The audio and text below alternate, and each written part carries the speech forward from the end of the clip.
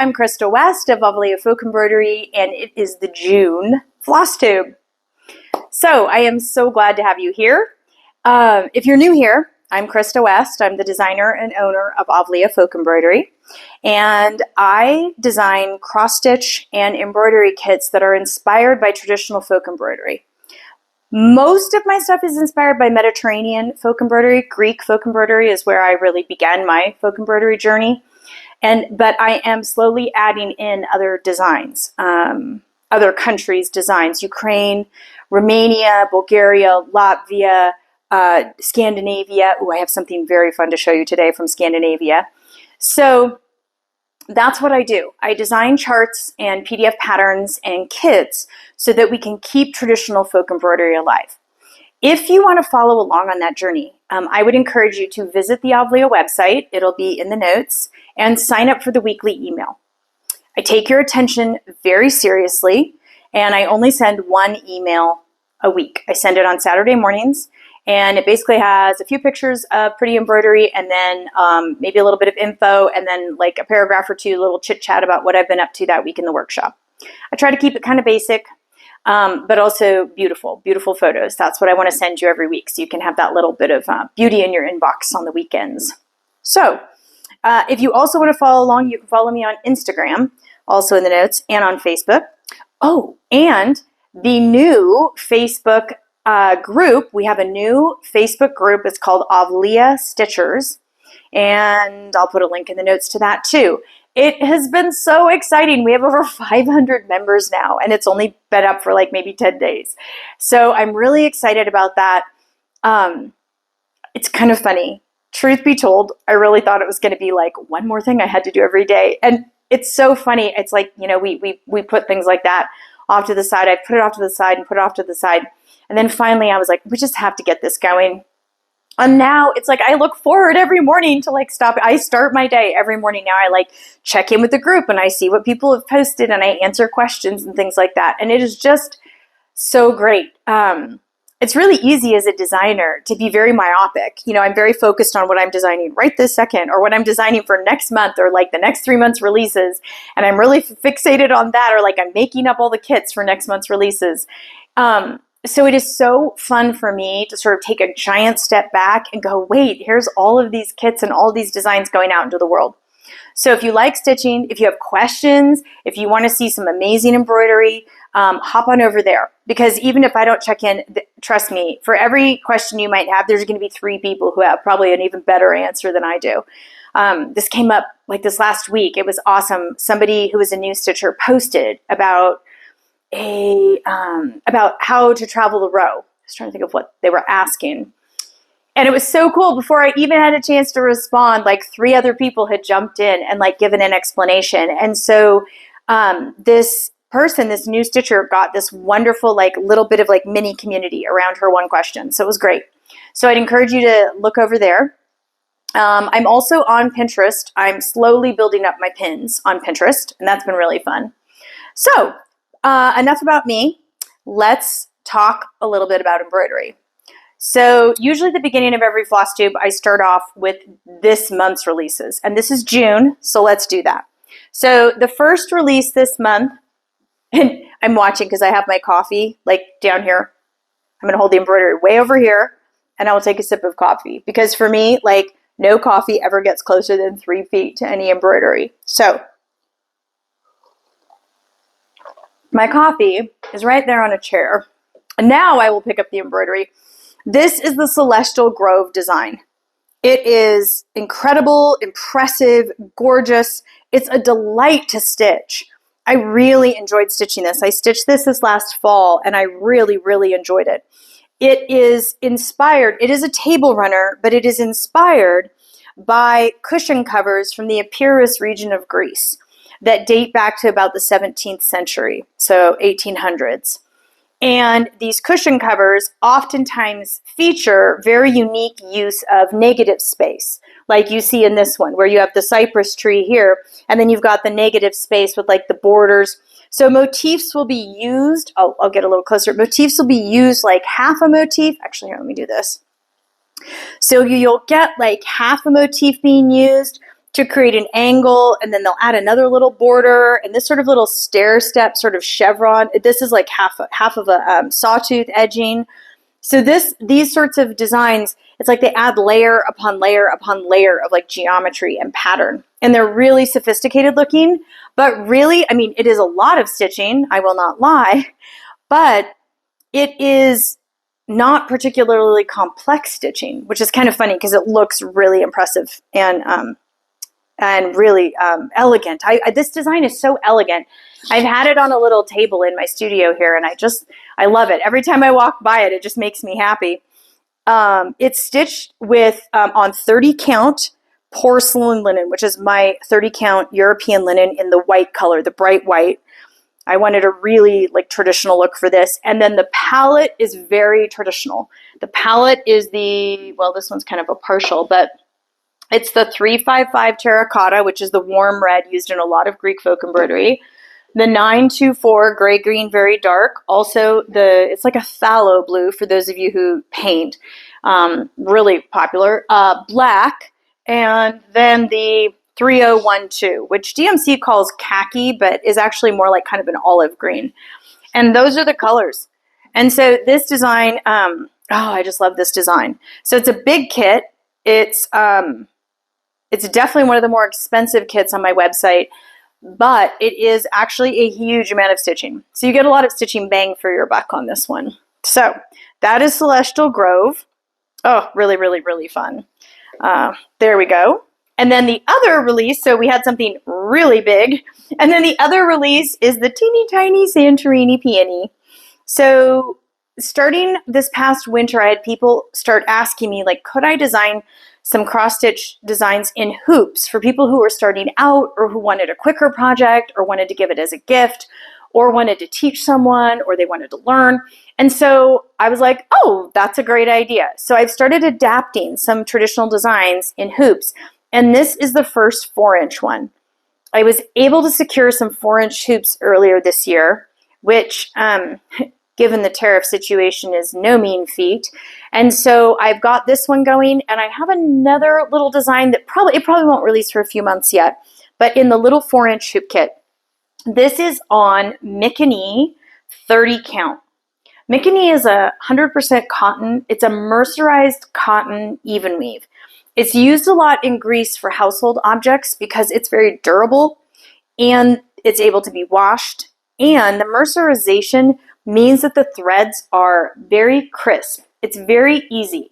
If you're going to start doing cross stitch on traditional even weave folk fabrics, it's a great place to start because it's very, very easy to see the threads.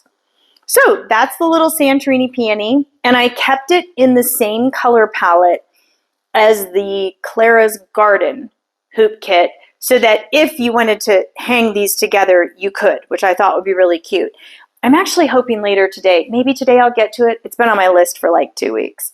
I want to hang plant chains and then show you how to display hoops off of inexpensive plant chains. It's how I display them at trade shows, and it works really well. So I'll try and get that done maybe today. Let's hope. Let's think positive. So this is a real cutie. These are fun. I think for a long time I was kind of resistant to doing smaller hoops, but then I started doing them and I'm like, oh, I love this. Like I could spend, 2 months working on Celestial Grove, and then I could spend like 2 nights working on this. And it's just kind of a really fun, quick little project. I'm actually hoping to make some of these up for my granddaughters for their room because I thought this would be really cute to just have these little cherry flowers on the wall for them. So that is Santorini Peie. Now, okay, we have a lot of sneak peeks. So those are both available on the website. And now we are like really moving into sneak peek territory. So over the last month, one of my biggest projects that I've been working on is getting my design schedule organized. So generally speaking, I'm a really organized person. I like my spaces orderly and I'm pretty organized and I'm great with schedules, but I found it really challenging as I've been designing to try try and make myself design to like a specific mold each month. And I found that really challenging at first because I felt like I was still really learning the folk embroidery world. But now that I've been designing for, gosh, almost 10 years, I feel like I have a much better idea of where I want to design. And I also have a much better idea of what kind of projects and motifs you guys are looking for. Just having all that experience, Avlea's, let's see, we're in our 7th year. And so just seeing what kits you choose and what things become popular that like surprise me, or what techniques you guys like, that is really, really helpful to me in the design process. So what I did is I bought some of those really cool felt-right wool wall tiles. And they're basically these like wool tiles, and you can stick them on the wall in any configuration. And I created a 5-foot, let's see, no, it's 6 feet wide and 5 feet tall array on one wall. And that allowed me to take the upper half and plan out the first year's, or a year's worth of designs. And then the lower half is like where I can do all my like, you know, wild thinking of like what I've seen or patterns I like or things I want to think about. And it's so helpful for me now to basically have a place to put the designs, because even when I stepped back the first day, once I got the design wall up, I stepped back and was like, oh, I have a complex design in October and I have another super complex design in December. It's like, we need to space that out a bit. And then I was thinking, wait, in December, I have lots of people come to me and say, ooh, I need a last minute gift, and they're looking for something. So, given all of that, I am really working on becoming more even with my designs so that I know that like at least twice a year, I release a very complex design like Celestial Grove. And I know that, you know, so many times throughout the year, I release like a table runner that has a centered border design, or I'm releasing a new basket cloth design because those have been crazy popular. It's exciting. I'm really excited by how popular basket cloths have become because it means people are using folk embroidery in their home, which is really cool. So I got that wall up and I've been sitting there and refining it. And like when I eat my lunch, I look at it and I move things around, and it's been so helpful. So I realized that actually September is one of the months that I like to release something a little bit more complex. And I have been working on, I guess I'll give you the sneak peek. We're going to give you the sneak peeks, and then I guess we'll back it up and show you the other ones. But I've been wanting for a long time to re-release the Byzantine Rose border kit. And I did this one on the new Ashwood 30 count linen. I love this darker linen for this. This will be my first design ever on like a darker taupe linen like this. I love it. It's so cool. It's such a great color. I loved stitching on it. The black and the red just completely pop. And then I'm actually going to start, I'll prep the drawn thread hemming for this in the next day or two and start getting that done. Because my typical schedule is about so if this releases in September, this piece will be finished now, like 2 months ahead of that, almost 3 months ahead of that, really.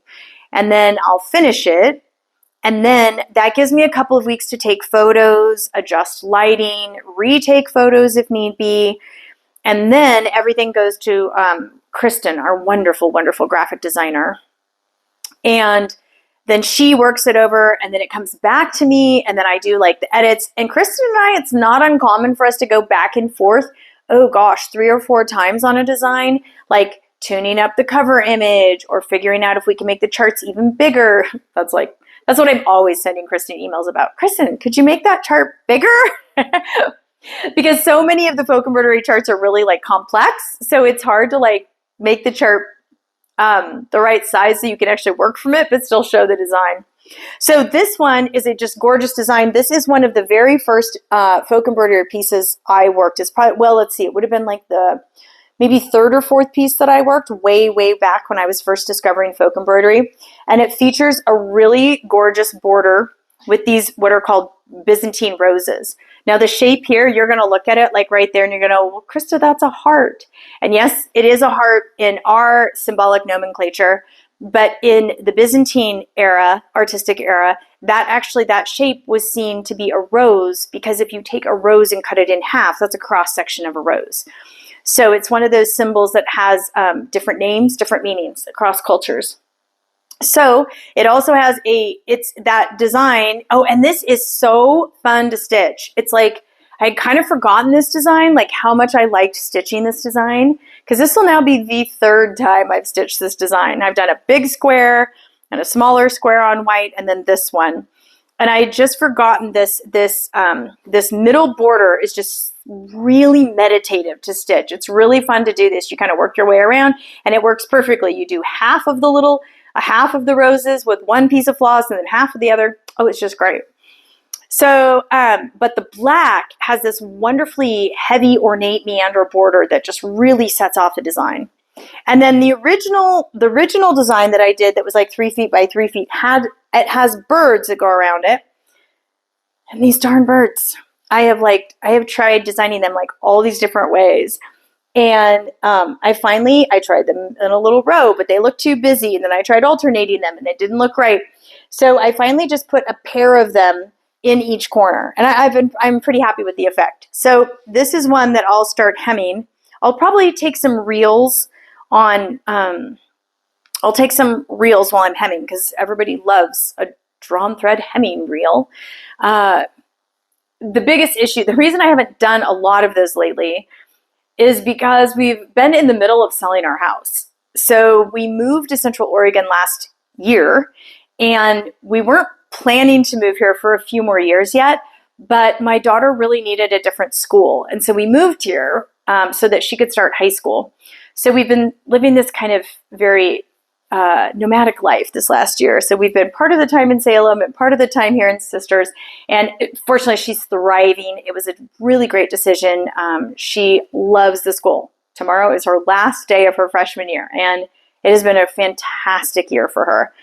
So I'm really happy we made the move, but it means that all of my stuff has been at my house in Salem.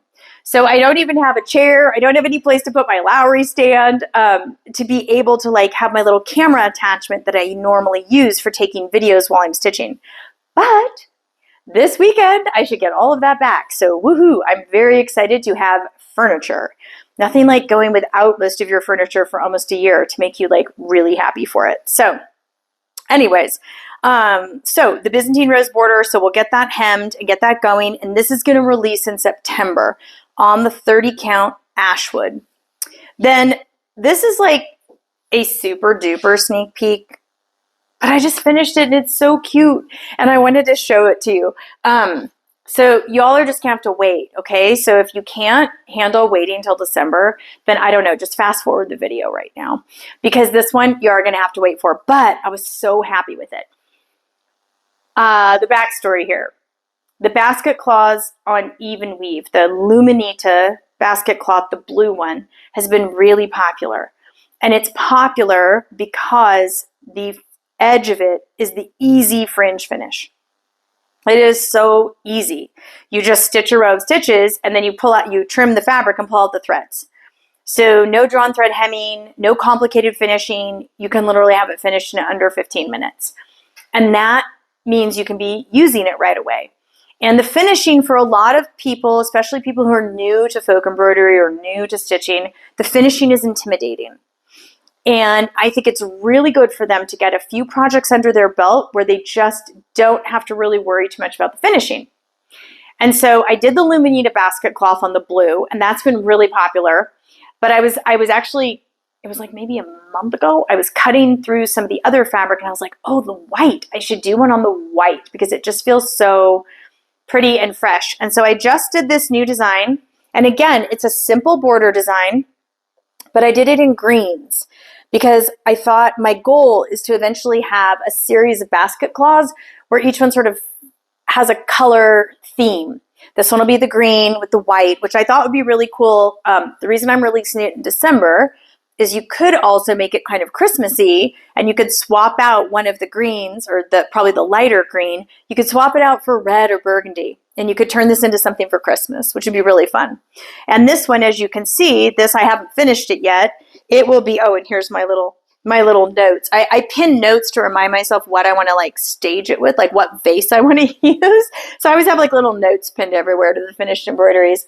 But this one, you can see, all you do is you just finish that row of stitches here, and then I'll pull a thread and trim it, and then I'll pull out the threads, and then boom, there's my fringe. It's so easy. And it looks really good. It doesn't look like a beginner finish or like a, I don't know. It doesn't, how do I want to put this? I used to always say it looks handmade, not homemade. So although, you know, why do we say that about homemade? Homemade stuff is great. So it looks really cool. Let's just leave it at that. But this design is actually going to be called Elisa. All of the basket cloths, if you haven't noticed, all have names from other cultures, and usually referencing the country that I like originally traced the design to. Now, having said that, this past week I was doing a bunch of work on a new folk flourish kit, so I was roaming all over all my kits, and it was like, wow, I saw one motif, and I saw it in a Bulgarian book, a Greek book, a Romanian book, and a Ukrainian book all in the same day. So this design is where the source where I found it was a vintage Bulgarian pattern. And so I'm giving it the name Elisa. I thought that was so pretty. It's a variation of Elizabeth. I thought that was such a beautiful name. And so the other basket cloths are Antonia, Luisa, and Luminita. Luminita is actually a Romanian girl's name, and it means little light. Oh, what pretty names. I actually really liked naming my kids. I liked the process of like being able to name my kids. Like that was like for me a really big deal to like choose the right names for my kids. And with the name Krista, I grew up never having a nickname, and I really felt cheated. I felt like everybody else at school had a real name and a nickname name, and I just felt completely left out. And so all of my girls, I gave them like, they've got like old lady names. They're Josephine and Honoria, I know, right? That one we've all come to maybe have a smidge of regret on. It's a lot of name. We call her Nora. And then Georgia. And so they all have these like names that have great nicknames. And so that was always important to me. But if all I had to do was name them, I probably would have had 12 kids. I just love naming things. So Avlea kind of felt, my family actually laughed like when I started like naming things at Avlea. They thought it was hilarious because they know how much I love names and naming things. They're like, this is so perfect for you. I've never owned a car that I haven't named. I've never owned a house that I haven't named.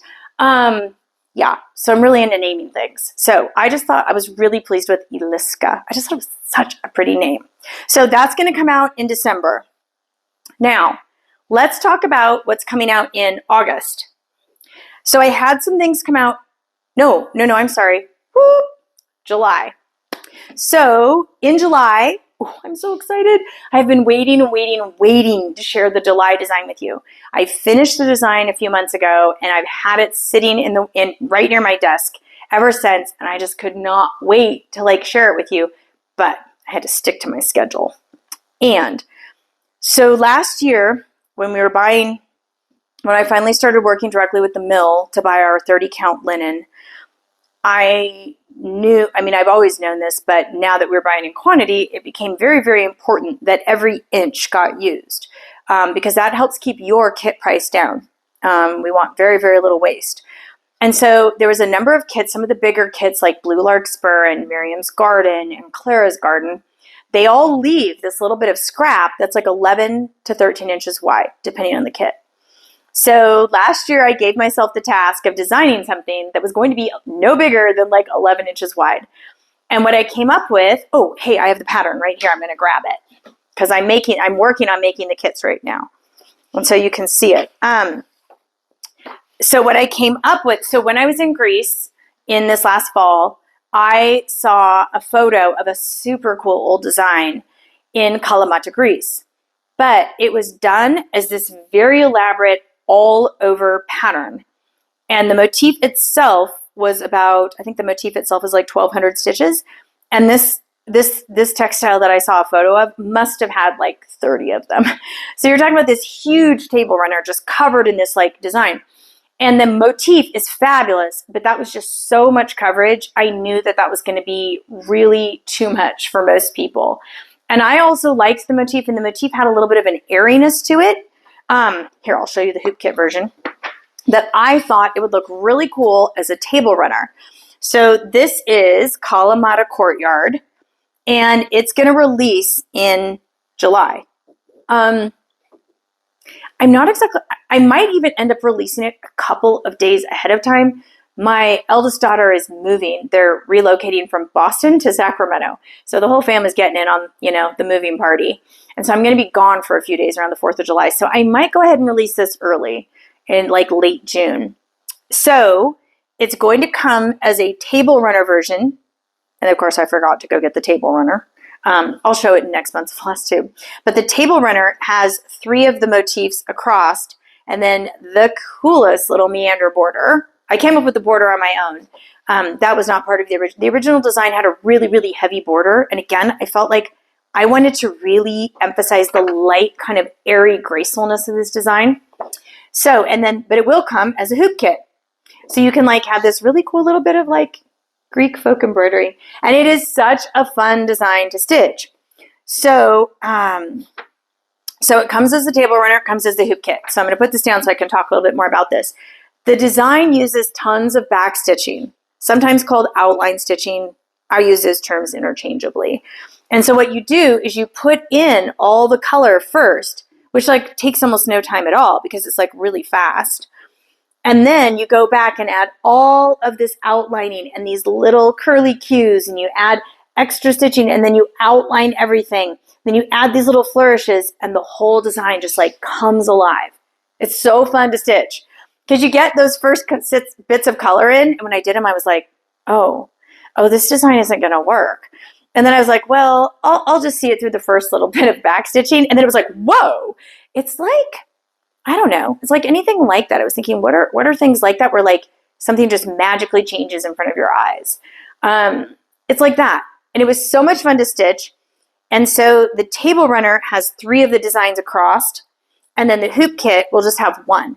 So if you're in a hurry, you want a quick gift, you just want to try out the design, great, you can grab the hoop kit. But if you're like, oh yeah, I want the full table runner, it's a really nice size little table runner. I think it ends up being about, I'm trying to think, after I finished hemming it, it was about 8 inches wide, and then about, is it like 15 or 16 inches long? It's like 16 inches long. It's a really nice size. It's perfect for like a bookcase or a small table or that sort of thing. The table runner is on 30 count vanilla linen. The hoop kit is actually on the 30 count Mickey. The linen is just too expensive for me to be able to use it for hoop kits. And so anytime I'm doing a design where the table runner or the cushion cover or whatever that we're using as the big design is in linen, we'll use the Mickey for the hoop kit. And again, it's just such a fun design. And it was funny too, because I finished the table runner and then I was like, oh, I've got to stitch the hoop kit. And I thought, oh, I just stitched this. And I was sort of like, I don't think I'm going to enjoy stitching this again, but I just got to get it done. And I sat down to stitch. It was like, oh, I forgot. I really like stitching this. It's so much fun to stitch. Really, really fun design to stitch. And I amped up the colors on it. And the colors are so fun. So the colors are the Antique Blue series. So the 930, and then it's like really light shade. And then it's the 347. This is the bright coral that's used so much in folk embroidery, combined with the alizarin. And then it's got our old friend, 733 Golden Olive, which acts almost like, I'm realizing that this color for me acts almost like a metallic. It's not metallic, but it has that kind of brassy, verdigris kind of undertones. It's such a complex and fabulous color. Oftentimes, if I'm working, this will be like the first kind of gold or green that I'll go for because it just looks amazing. And it looks really amazing on white, which you wouldn't necessarily think, but it really does. So that's Kalamata Courtyard coming up in just a couple of weeks. So if you haven't signed up for the emails, sign up for the emails. Although if you're here, I'm guessing you have, so thank you. So that's coming up. So that'll be a really fun one. And then in August, I had several things that I needed to kind of not really one's a re-release, one's now available in a kit, and one is a new little all-over design I've been wanting to release for a long time. And so in August, I'm going to feature, the month is going to be basically focused on Mickey 30 count, which is a great fabric. And so the first thing that we'll re-release is I'll hold up one series of them and then the other. This is the Aegean Ornaments kit, which was very beloved by many of you. But the original kit, I decided to stitch the original kit with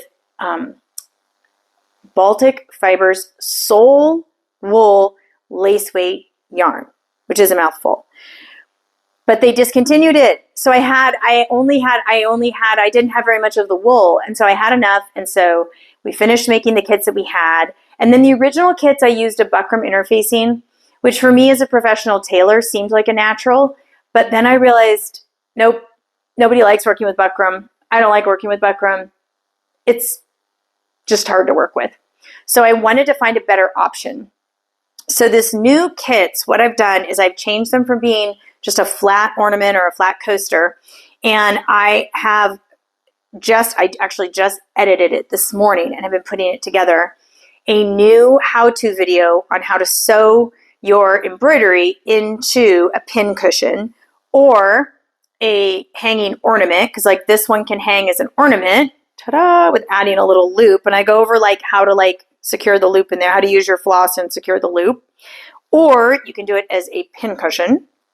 My neighbor just told me the coolest stuff. So my neighbor here in Sisters is a quilter, and she is like hardcore. Oh my gosh, she's amazing. And she does all this amazing stuff.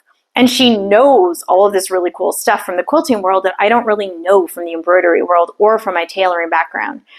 And so she was the one who told me, I was asking her, I was like, well, I'm trying to make these coasters and like, I don't love buckram. She's like, oh, here. And she just goes right to her extremely organized. I love how she calls it her like scrap zone, because there's nothing scrappy about this. It is so organized and so beautiful. And she's like, here, you need this, and hands me this stuff. She just goes, it's called Peltex. So anyways, that was my introduction to Peltex. It's one of Pellon Interfacing Company's fusible heavyweight interfacing. The stuff is genius for making coasters. I loved it. I definitely have a feeling more Peltex is in my future. So I took one of the designs. The kit comes with enough fabric and floss to stitch all four. And then I'm also going to have the kit come with the lining fabric, because, with Joann's going out of business, it's harder for people to find access to fabrics. So I'm going to make sure that there's enough lining fabric, that there's a piece of lining fabric in there so that you can finish them however you want, but you've at least got some really nice little Essex linen in there. Then Rhiannon, that's my neighbor, the amazing quilter, also told me, I'd never heard this.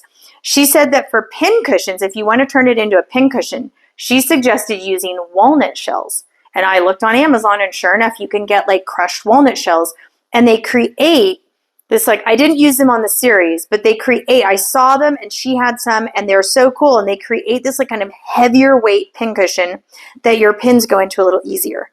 So walnut shells are another option, which I thought was very, very cool. So this is the blue series, which I've been holding up. Okay, whoops, well, there's the blue series. And I got all new photos and a new how-to video, and these are with DMC, so these we should be able to keep in stock for a lot longer. And then here's the series with the red. And I changed up the red a smidge. Whoopsie. Oh, I just dropped one. I changed up the red a little bit, and I made the green just a smidge darker than it was in the original kit, because I felt like the sole wool only had like one green option, and it was a little bit on the bright side. So I went ahead and used the avocado green, the kind of classic 469. The 469 DMC, because I really liked it. It looks really nice. And so this one also, I finished, I did them as a series of like ornaments, pin cushions, coaster, so that you can kind of decide. So the pattern will have the lining fabric and the instructions on how to sew it, new instructions on how to make it into a pin cushion, coaster, or ornament, with or without a cord loop, this. And then there's also going to be a new free how-to video. So the how-to video should be up. I'll basically make sure that it releases as soon as the kits release. So that'll be August. There was that one. There's another design that I totally forgot to grab the pattern for, which I should have. It's a little, I don't know if you guys remember, but about a year and a half ago, I released a couple of Ukrainian designs that were inspired by a group of vintage Ukrainian embroideries I had found. And one of them was Kievan Stars. And this was one of those groups of like embroideries that were made in the 1970s that were very day glow, like neon colored floss, very day glow. But the designs were so beautiful. The motifs were really beautiful. And so I wanted to work on those. So Cuban Stars was the first one of those. But this one that's coming out in August is called Polina. And it is, for those of you who remember the old Roseanne design that I did that was like little repeating tiles, it's like that, but just a smidge more sophisticated.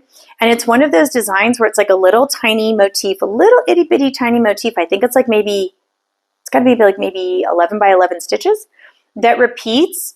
And then you repeat it in such a way that you get really cool and interesting negative space.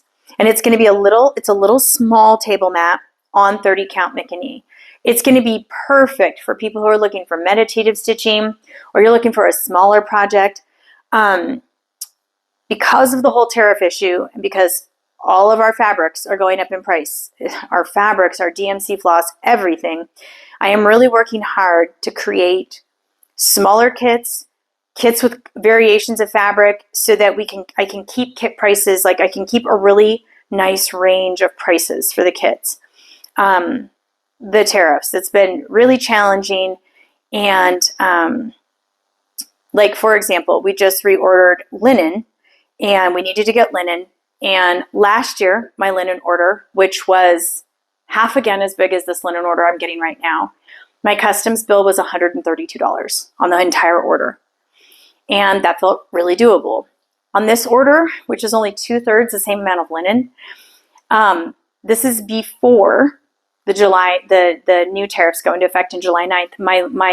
My customs bill on it that I am responsible for is $1,200. So it's gone up almost tenfold. And so this is just really challenging. And the only reason I explain that is I'm not trying to go to a negative or dark place. And I really want to be sensitive about that. So many of us, we need our stitching and we need our crafting to be a safe space that we are in, that we can heal and we can restore ourselves. And I want to make sure that I keep this place that for you. But if you do buy kits for me, I just want you to know that I am working really hard to do everything in my power as a small business owner to try and keep kit prices as affordable as possible. But these tariffs are making that a little challenging, I will say. Fortunately, my suppliers in Europe have been amazing. They all just totally worked with us over the last 3 months to get us everything early, get us bigger quantities, and try and do that so that I can keep prices set. I am hoping to be able to keep prices the same for the next 3, hopefully 6 months. But the tariffs they're a really significant blow. It's basically like as a small business owner, it's like basically now I have to pay this additional sales tax essentially anytime I order anything, from when I order our John James needles, or when I order our European linen, or when I order our Greek fabrics. And so it's challenging. But I do want you to know that I am really working hard behind the scenes. I am developing smaller kits. I am doing more of the hoop kits, which use less of the fabric. I am trying to create kits like Kalamata Courtyard. That's the new table runner one. That makes sure we use every inch of that fabric. So do know that I am working really, really hard to try and minimize this for you. But I just wanted to kind of be upfront about that. And thank you for your ongoing support. I really appreciate it. It's been very, very helpful. You may see, I'll have to see if I get desperate enough, which I may, because I literally just dumped out my entire savings account to buy fabric. True story. I may actually get desperate enough to run a PDF sale or something like that if I need to. So watch for that. That would be like a flash PDF sale. I may have to do that next year or next month if the tariffs come in higher than I expected. And my customs broker doesn't really know yet what to expect. So anyways, but I want you to know that I am really working hard to try and keep kit prices affordable.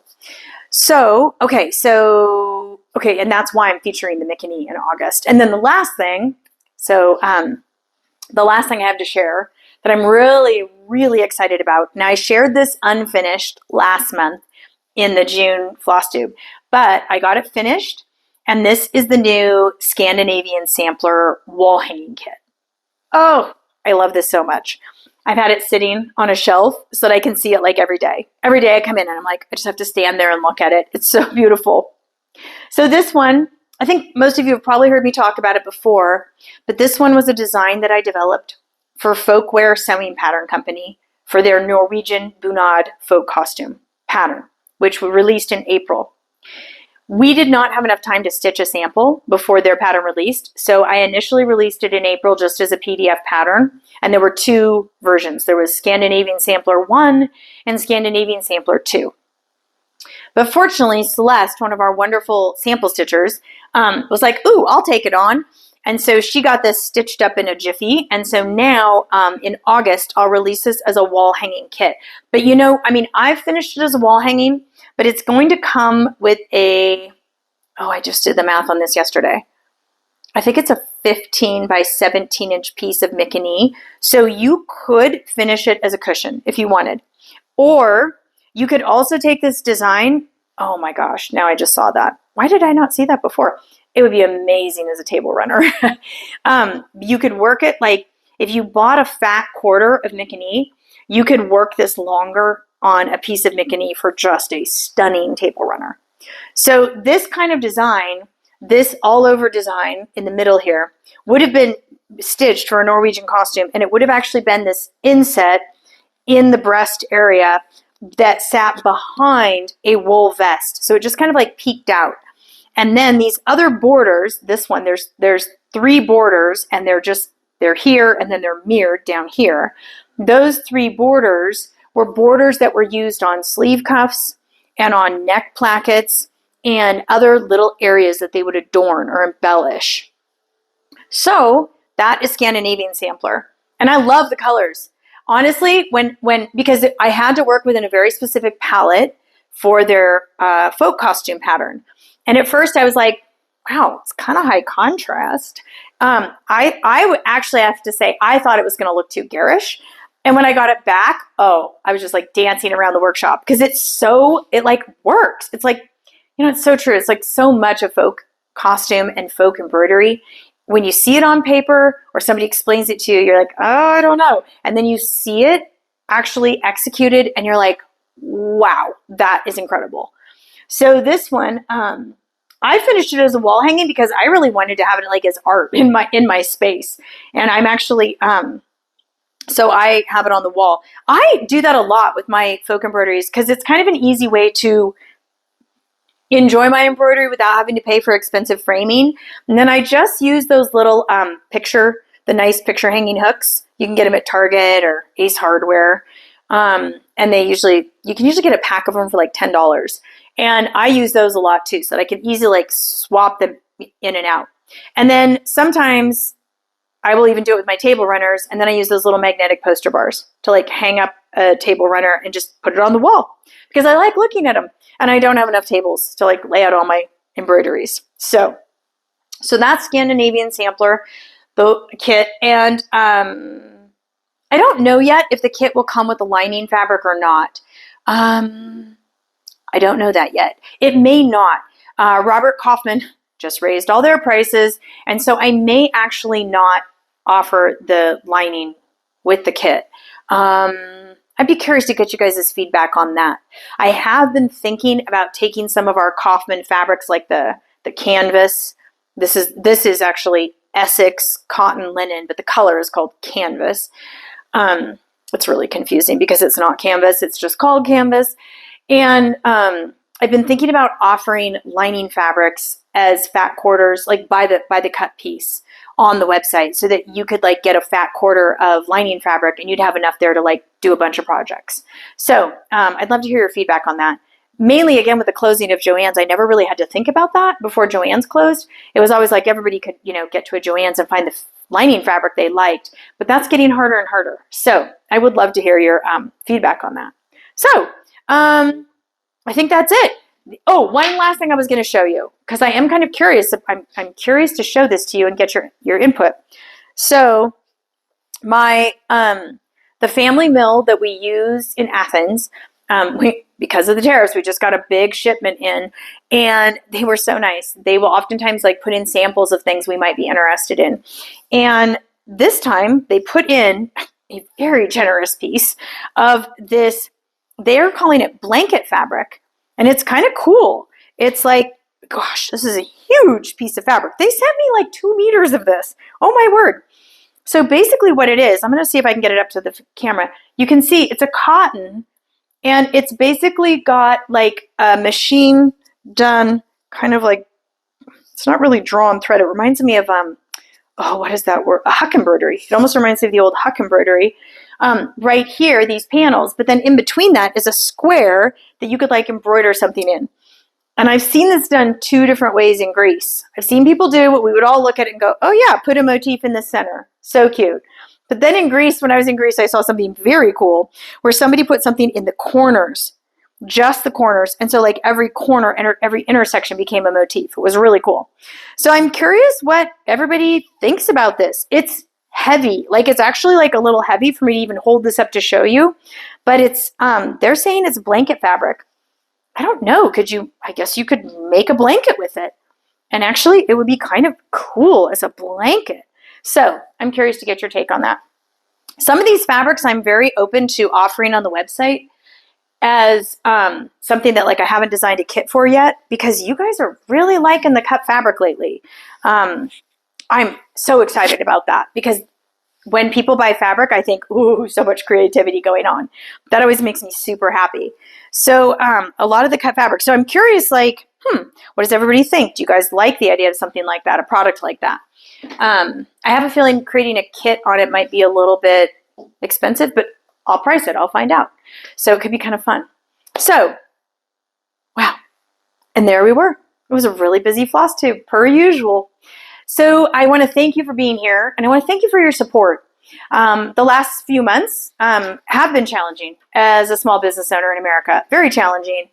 And every day when I come in and open my email and I see your kind comments, and I see your orders, and I see your comments on Instagram, and I see you share your projects on Facebook, you guys are my inspiration. That is totally my inspiration to do another video, design another kit, stitch another sample, make more kits. I'm so grateful. I could not do this without any of you. And so I really want to take this time to thank you for your ongoing support. It means the world to me as a small business owner. I love designing things for you guys. I love designing things and making kits for you and all of that. And so I just want to thank you for your ongoing support of my work, but also most especially your ongoing support of folk embroidery in general. We are keeping these traditions alive. We are stitching things that are going to get passed on to the next generation. And folk embroidery, I'm here to tell you, is alive and well. And that's because of you choosing fabrics and you choosing traditional designs and all of this. So thank you so, so much for your support. And I want to wish you a very happy summer of stitching. I'm going to take July off of FlossTube, and so I'll be back in August. Oh, I think I said I was going to do a July FlossTube, but I forgot. My kids are moving. So we're helping with the move. So I'm going to be off for July, but I'll be back in August. So I wish all of you lots and lots of wonderful summer stitching. Thanks again for being here today.